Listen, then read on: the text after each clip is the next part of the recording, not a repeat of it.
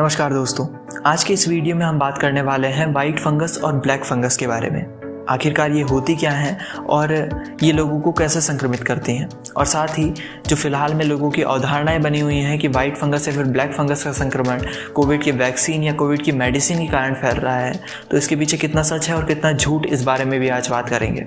तो चलिए शुरू करते हैं आज के इस नए वीडियो को।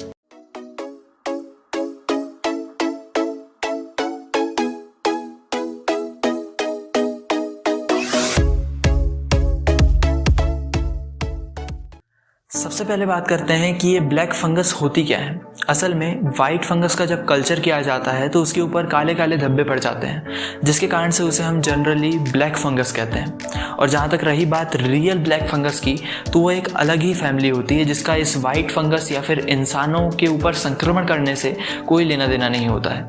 और फिलहाल में जो इन्फेक्शन चल रहा है वो म्यूकरमाइकोसिस यानी कि वाइट फंगस के ऊपर काले धब्बे जो पड़ते हैं उसके कारण फैल रहा है। अब ये पाई कहाँ जाती हैं? ये वातावरण में किसी भी जगह पाई जा सकती हैं, जैसे सड़े गले पदार्थों के ऊपर, कार्बनिक पदार्थों के ऊपर, और साथ ही सड़ी गली लकड़ियों के ऊपर, सड़े गले पत्तों के ऊपर, सड़ी गली किसी भी चीज़ के ऊपर ये पाई जाती है, और यहाँ तक कि नमी वाले स्थानों में भी पाई जाती हैं। जहाँ तक रही बात इसके संक्रमण की, तो वातावरण में फंगल स्पोर्स के कांटेक्ट में आने से लोगों को म्यूकरमाइकोसिस हो सकता है, लेकिन म्यूकरमाइकोसिस बहुत रेयरली देखने को मिलता है। और कहते हैं ना कि जो बीमारी बहुत रेयरली देखने को मिलती है वो बहुत ज़्यादा सीरियस भी होती है। इतनी सीरियस कि इसकी मृत्यु दर लगभग 54% होती है, यानी कि यदि इसका संक्रमण पूरी दुनिया को हो गया तो लगभग आधी जनसंख्या ही इस दुनिया में बचेगी।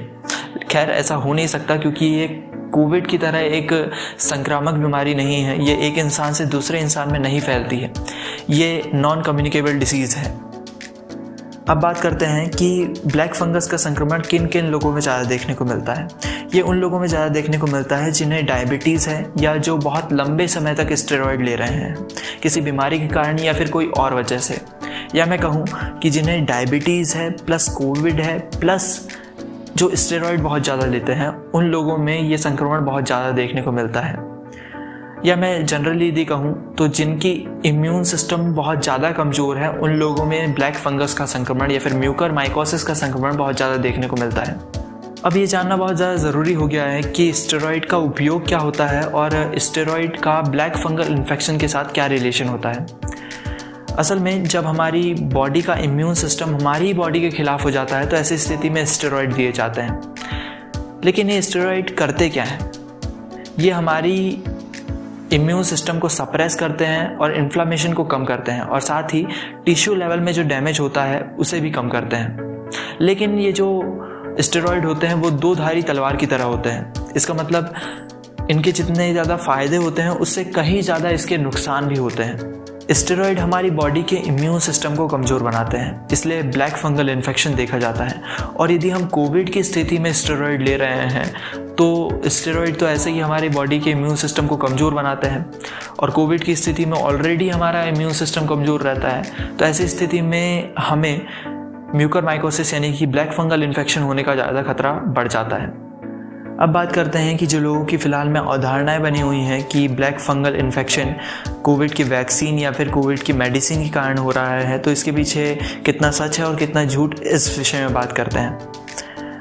जहाँ तक रही बात कि कोविड की वैक्सीन या फिर ऑक्सीजन के कारण, तो अभी तक कोविड की वैक्सीन या ऑक्सीजन के कारण कोई भी केस नहीं देखे गए हैं। इसका मतलब यही है कि ऑक्सीजन या कोविड की वैक्सीन का ब्लैक फंगल इन्फेक्शन के साथ कोई लेना देना नहीं है। और जहाँ तक रही बात कोविड की मेडिसिन की, तो स्टेरॉयड के कारण ब्लैक फंगल इन्फेक्शन का बहुत ज़्यादा खतरा है, इसलिए स्टेरॉयड आप जब भी लें तो डॉक्टर्स की सलाह से ही लें, वरना ना लें।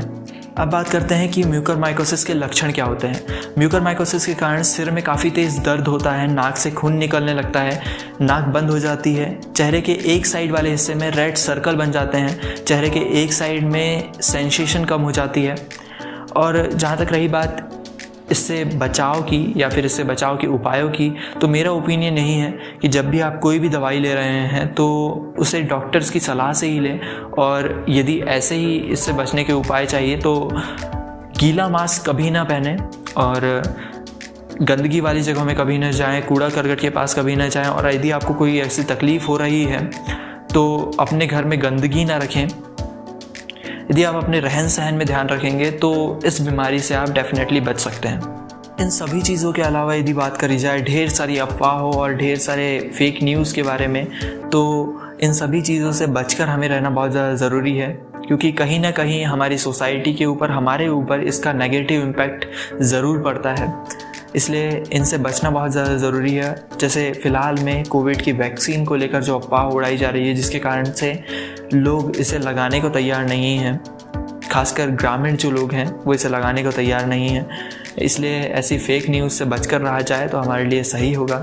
और यदि आपको ये वीडियो पसंद आया होगा तो हमारे चैनल को सब्सक्राइब कर दीजिए और साथ ही नोटिफिकेशन वाले आइकॉन को भी टच कर दीजिएगा ताकि हमारे नोटिफिकेशन आपको मिल पाए। धन्यवाद।